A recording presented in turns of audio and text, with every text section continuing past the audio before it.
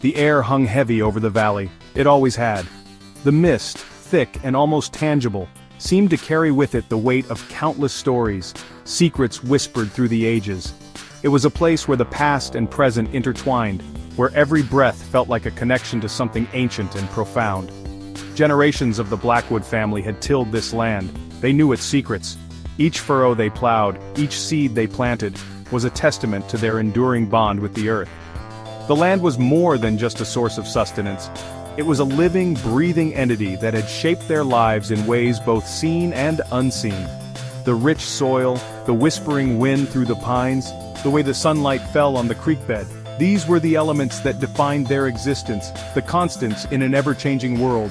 The land spoke to them in a language of its own, a language that required no words but was understood deeply by those who took the time to listen.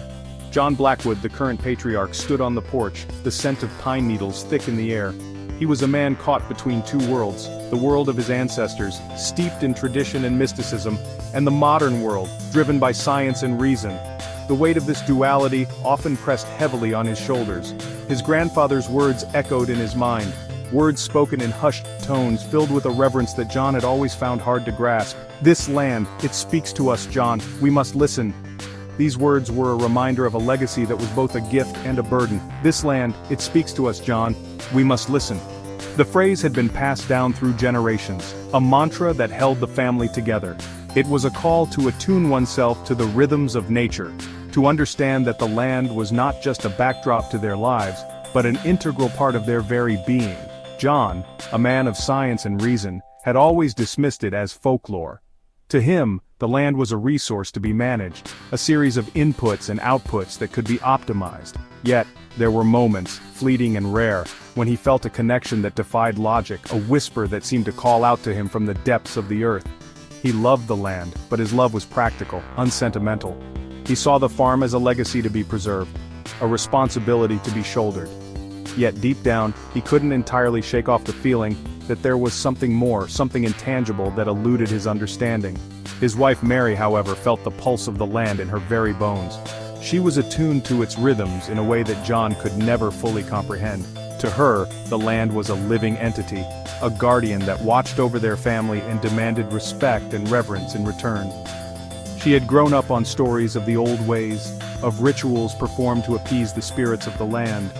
These stories were not just tales to her, they were a guide, a way to navigate the complexities of life in harmony with the natural world. She believed that the land had a soul, a consciousness that could be felt if one was willing to open their heart and mind, spirits that ensured a bountiful harvest and kept their family safe. Mary believed that these spirits were the true stewards of the land and that their favor was essential for the farm's prosperity. She often performed small rituals, offerings of thanks and requests for protection, acts that John viewed with a mixture of amusement and skepticism. Spirits her husband scoffed at. John couldn't bring himself to believe in things he couldn't see or measure. To him, the idea of spirits was a relic of a bygone era, a comforting myth that had no place in the modern world. Yet he couldn't deny the results. The farm thrived, and their family remained safe and healthy. Their children, 10-year-old Billy and 8-year-old Lily, played by the creek, their laughter echoing the whispers of the wind. They were the embodiment of innocence and joy, untouched by the complexities that weighed on their parents. To them, the land was a playground, a place of endless adventure and discovery. They were too young to understand the complexities of their parents' beliefs, but they felt the magic of the land in their hearts. To them, the whispers of the wind were not just sounds but messages, secrets waiting to be uncovered. They moved through the fields with a sense of wonder, their spirits in tune with the natural world around them. It was in the rustling leaves, the croaking frogs, the cool earth beneath their bare feet.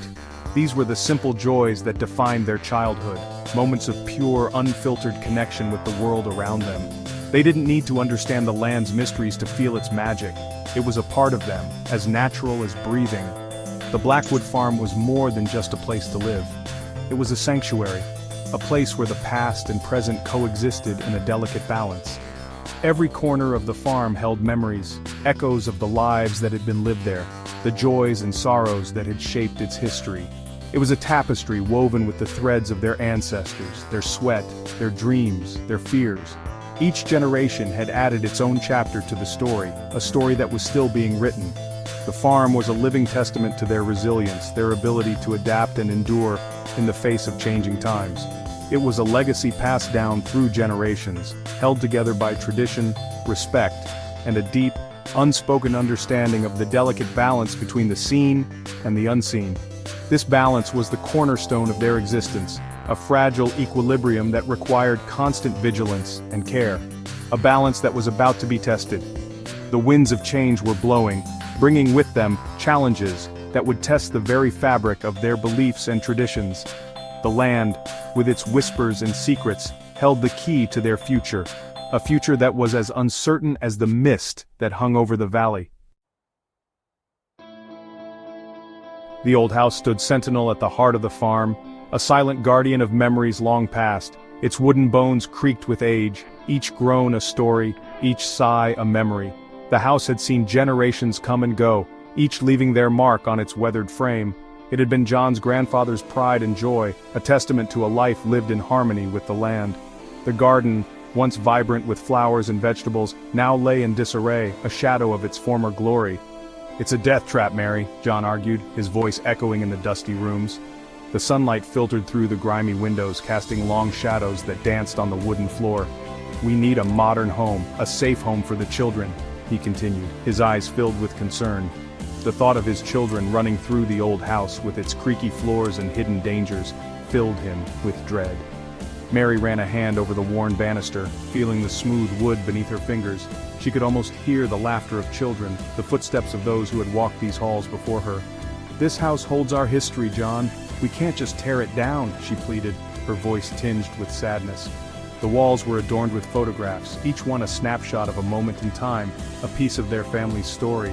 But John, driven by his pragmatism, remained unconvinced. He saw only the crumbling walls and drafty windows, not the echoes of laughter and love that clung to every corner. He saw only crumbling walls and drafty windows, not the echoes of laughter and love that clung to every corner. The house, to him, was a relic of the past, a burden that needed to be shed. He couldn't hear the whispers of his ancestors, urging him to reconsider, to remember the pact they had made with the land. The wind rustled through the trees, carrying with it the voices of those who had come before. The day the bulldozers arrived, Mary stood on the porch, tears streaming down her face. She felt a deep sense of loss, as if a part of her was being torn away. She felt a shift in the air, a cold gust of wind that smelled of damp earth and forgotten things.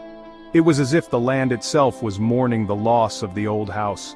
It was a warning, she knew, a whisper of discontent. The fog rolled in, shrouding the fields in a thick, eerie mist, as if the spirits of the past were making their presence known.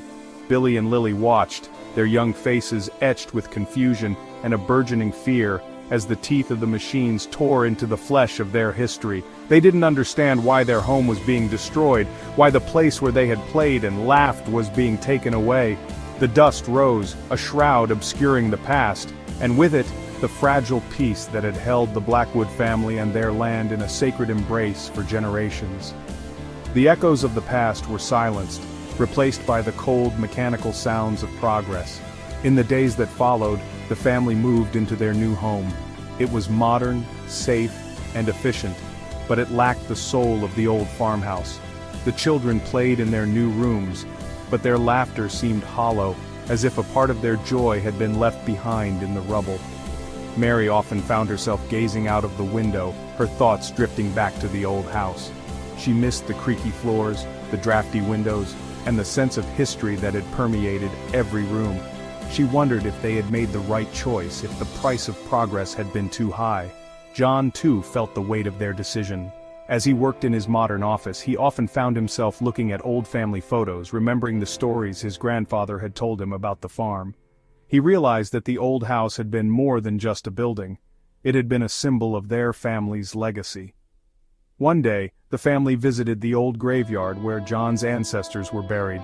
As they stood by the graves, they felt a sense of connection to the past, a reminder of the sacrifices and struggles that had shaped their family. They realized that while the old house was gone, the memories and the legacy it represented would live on in their hearts. As the sun set over the rural landscape, casting a golden glow over the fields, the family felt a sense of peace. They knew that they had made the best decision they could. and that the echoes of the past would always be a part of them, guiding them as they moved forward into the future. John Blackwood surveyed his fields, a frown etching deep lines on his face. The weight of the season's failures bore heavily on his shoulders, each wrinkle a testament to the countless sleepless nights spent worrying about the future of his farm. The cornstalks stood stunted, their leaves brown and brittle. Once tall and green, they now resembled skeletal remains of a once thriving crop. The drought had been relentless, sapping the life out of the soil and leaving behind a barren wasteland. The apple orchard, once bursting with life, now bore only withered fruit. The trees, which had once been a symbol of prosperity and abundance, now stood as silent witnesses to the farm's decline. The apples, small and shriveled, were a far cry from the juicy, vibrant fruits they used to be. His modern methods, the ones he swore by, seemed to be failing him. The advanced irrigation systems, the genetically modified seeds, the state-of-the-art machinery, all of it seemed futile against the wrath of nature. John had always believed in progress, in the power of technology to overcome any obstacle, but now, he was beginning to question everything. "It's the drought," he muttered, more to himself than to Mary. "The weather's been unpredictable." He tried to convince himself that it was just a bad year, that next season would be better, but deep down, he knew that the problems ran deeper than just the weather. Mary, however, saw more than just the vagaries of nature at play. She had grown up on this land, had seen it flourish and falter over the years. To her, the farm was more than just a livelihood, it was a living, breathing entity with a soul of its own. She saw the land, her ancestors' land, turning against them. The soil, once rich and fertile, now seemed hostile and unyielding. It was as if the very essence of the farm was rebelling against the changes John had imposed upon it.